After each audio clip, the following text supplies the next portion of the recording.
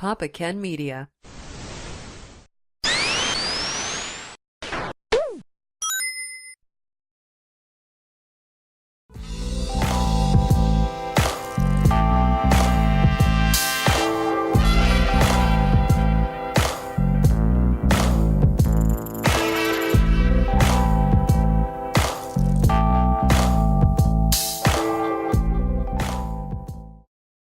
Grand Theft Auto 5 has been making a lot of news since its release. Some good, some not so good.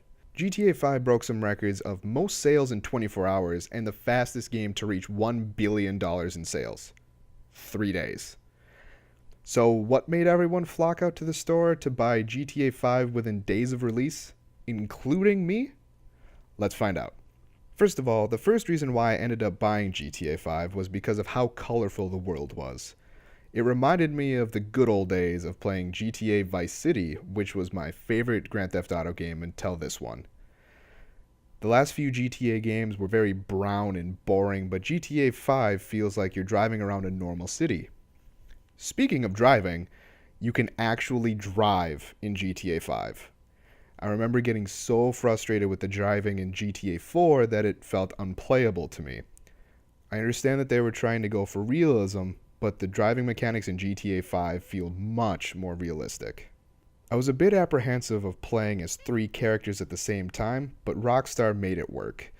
There were points where you were just playing some single storylines for each player, but there were others that made it feel much more like a real-time strategy game, where you had to hop between 2 characters to help the other ones out. That caused for some really intense missions. All of the characters seemed to be very fleshed out. Each had a distinct personality, and everyone I've talked to had their favorite that they play as. Mine was Michael. I've put 30 plus hours just into GTA 5 single player.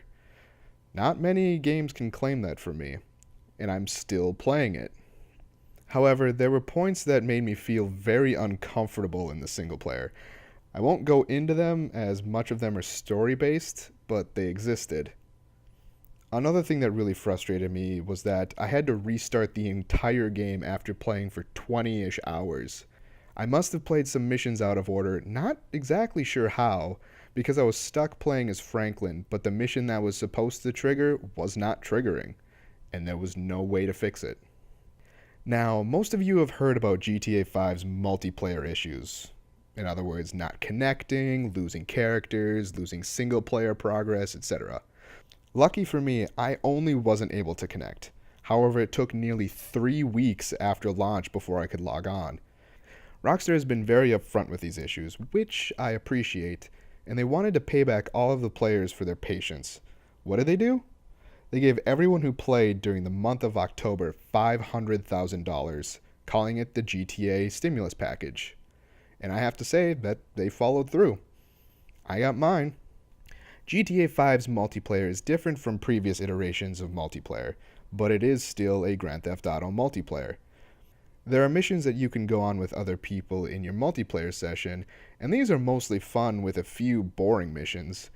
However, there is a free roam area where people drive around and shoot you, which is really annoying when you're in an ammunition buying guns for missions. Also, the character creation is terrible. I understand what they were going for, but it is not deep enough, and it just ends up with tons of people looking identical to another person. Due to how many issues GTA 5 had with their multiplayer, I have decided to give GTA 5 2 review scores. I didn't feel fair taking points away from an otherwise great game just because Rockstar had some issues with their online servers. But those issues did, and still are to some degree, affecting my experience with it.